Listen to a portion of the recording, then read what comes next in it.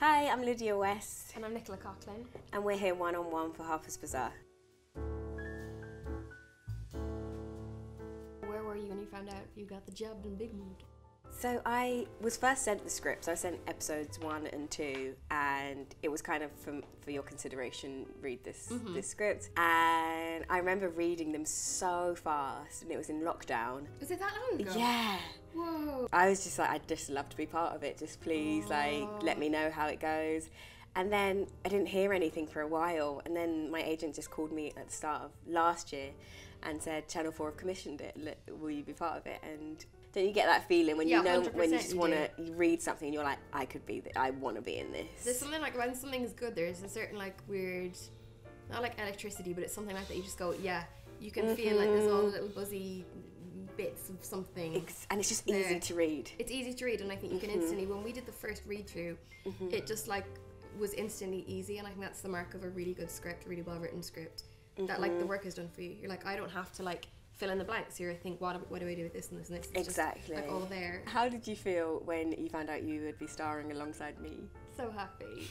We'd met at the BAFTAs. There's a point at every BAFTAs in which the ceremony ends and everyone is starving, and I know it's such a cliche, but it's genuinely the truth, that everyone is like losing their minds, hungry. So you leave, and then this big like crazy mass of people that exit, you know, the auditorium and want to get to dinner. So we met on the way to dinner, and you were with the It's a Sin crowd, and I think I was with Louisa from Dairy Girls, or Camilla. I think was I with Camilla or Amy Lee Wood?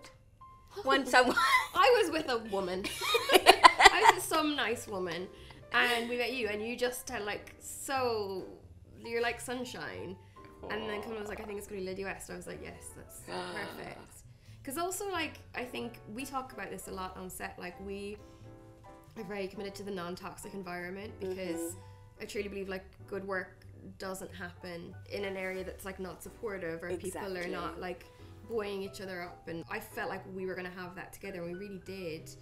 When you're leading a show, like you and I, you know, doing it together, I think we really wanted that atmosphere to be a thing, and it was very easy to have that with you, because you know, you can see it the other way around when, you know, there is like not great people at the top, and not everything trickles down. Even in like in like retail jobs I've had and stuff, like it really makes a difference. So our morals were very shared in that sense. Agreed. I feel exactly the same. Yeah.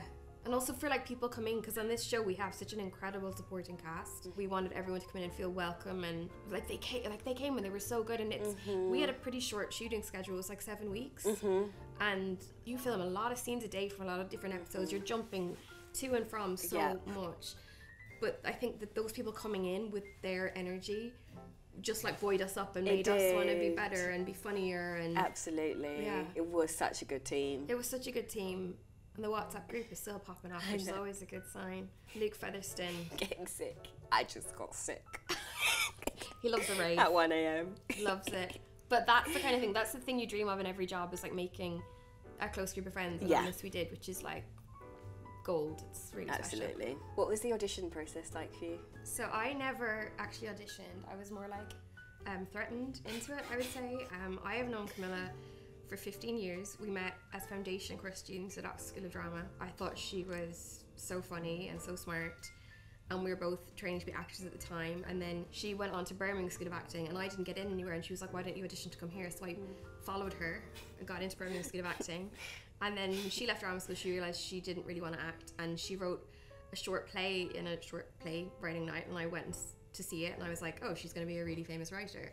So I always felt like this was going to happen, and then we always wanted to work together, and we actually wrote a podcast together called Was It Through the Shamrocks, which is not like Big Mood. It's incredibly ridiculous and silly, but very fun. Big Mood had many different sort of iterations over the years. It was, you know, always going to deal with mental health with bipolar disorder, but at one point it was going to be about this girl and her exes, and it was going to be all, it was like a million different things. But yeah, I never was sort of just asked to be in it. It was just sort of like, you are in this thing. You know the way like it goes in the industry, like it doesn't always work out for you to do the projects you want to do. So this, I was like, this is a priority, but I have no idea whether it's going to work around stuff. And it was just so lucky that it did. It's funny because like different members of the crew, like an actors, you don't always interact. And then there were certain people on the crew that would come up and say, I think this show's amazing, and such is great in it, and all this stuff, and you'd be like, okay, wow, that doesn't happen on every so show. Sweet. It had the feelings of something that people like were really invested in. We're like, we're gonna Absolutely. make this really fucking good. Yeah.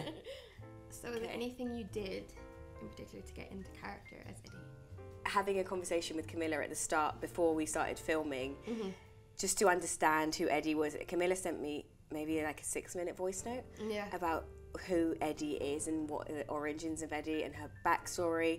So having all that work done for me beforehand, it took a lot of pressure off me, because sometimes I hate doing that. I hate creating something that the writer hasn't created and like just then hoping it's their vision.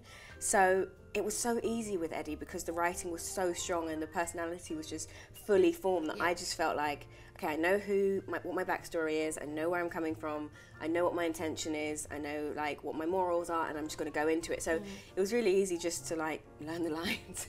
And then, I know exactly. Do you know what I mean? Yeah. A weird thing of me going from filming Bridgerton and this at the same time, not having time to stop and think and go, I'm going to sit down and have a month to learn my lines. Like I didn't have that. So weirdly, not having the time to overthink it was probably a great thing. Yeah. Because I just kind of had to come in and go. Just go. And do it. And I think that kind of... It's just fresh and like I think in the moment. And it needed to feel real and grounded, and it was a great process. Do you have a particular moment on set that stands out for you? It's such a show of, I was going to say show of two halves, like I'm a footballer, but like there's such two distinct sides to this show. Like it is so incredibly funny and then so incredibly sad. So I think I have like different favourite moments for both. Like one of my favourite things to film was the dinner party in episode 3. Just because incredible supporting cast, it was so funny, the direction was so fluid in it. Like I love watching that episode. I loved how it felt when we were filming in it. It felt like a play. It felt like a play, yeah. Because I think one thing that's, I don't know, maybe boring for people who are not actors, but when you have to do something like that, it has to be so choreographed, because you know you're pouring a drink at the same level at the same time and putting this in my head. I was like, what's she doing? Like she's a terrible cook and she doesn't know how to toast. I was like, so they're eating this horrible lychee pasta. I was like, then she'll put down a bowl of crisps and then get some mayonnaise. So I'm like, what are things that like don't go? And then the Callum Best cookbook, and then the red wine and the white wine and the slam it down and then the film. But like all of that was like a dance, but it was like really satisfying to do. And then all the characters were so distinct, and it really felt like Maggie and Eddie's world came together in that. Yeah. And then like the final scenes, at the end of episode 6, like obviously won't go into them, but like it's a weird one because it's really difficult to film stuff like that, and but then it was really, you know, you feel like you have to go there in order to tell the truth of their story and everything. Absolutely, yeah. How about you? I think the dinner party was my favourite day. It just felt like we were all in together. We were all kind of meeting each other, getting to know each other for the first time. One of the actors in the show, Rebecca Lohman, had this gratitude circle going around. We just met, so nice. And she decided for us all to say what one thing that we're grateful for each other for and what we like about each other. And we honestly just met, and it was just so nice. And I was just like, who are these people? They're just so sweet. Just, really good people. Yeah, and we just had a laugh. We really did. We just tried not to laugh the whole scene, and that's just the best. Yeah. What has the show taught you about female friendships? It's taught me that female friendships are just so valuable. I value my female friendships more than any romantic relationship I've ever had, because they can just like come and go. But my female friendships, like I just learned that they're just stable and forever. And I think that what this show does is it shows that, and it shows like the true romance between Eddie and Maggie. There is just a true romance that like they can't get from their romantic partners necessarily. 100%. And I feel the same in my life. Totally. They love each other so much, but it's also like uncomfortable confronting the codependency in their relationship as well. And like when it gets to that point between them that you realise actually maybe they're not the best for each other, it's quite like, it's really heartbreaking. It is. They're two people who are this close, but their paths are like not just going, and they don't see what the other one's doing, and how like in life that can often happen. If you're in the wrong place when the wrong thing happens to your friend, it can just derail it. Yeah, absolutely. Yeah.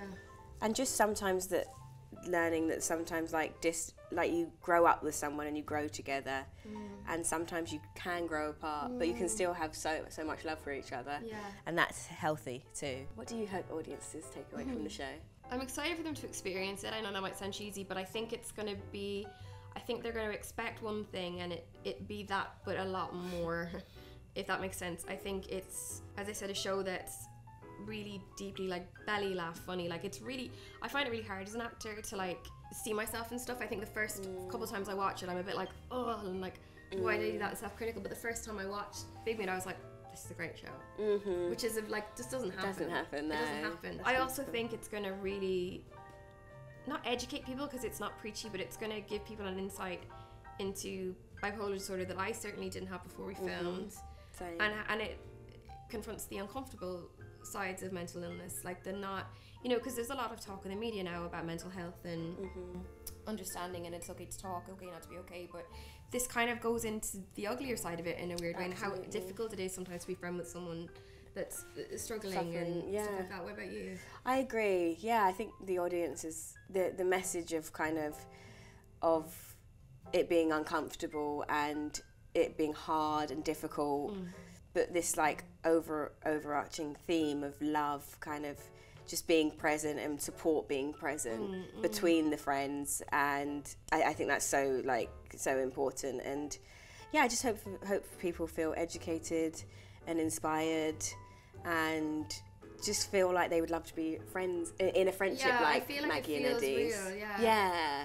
Also, I just want them to laugh a lot. And that sounds just very simple. enjoy it, switch stupid, off. But it is it's so funny. It's so dumb. It's so dumb. It's So it's so great. It's so dumb and so clever. Yeah, And exactly.